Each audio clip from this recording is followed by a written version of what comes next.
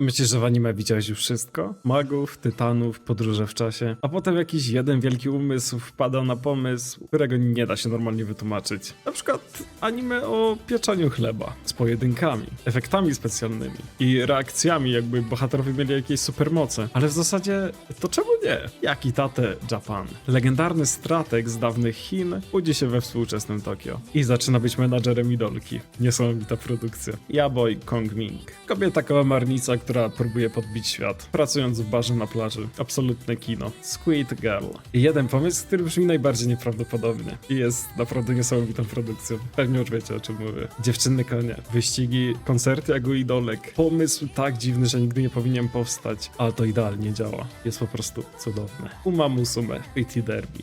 I jaki był najdziwniejszy pomysł na anime, o jakim słyszałeś? Napisz w komentarzu.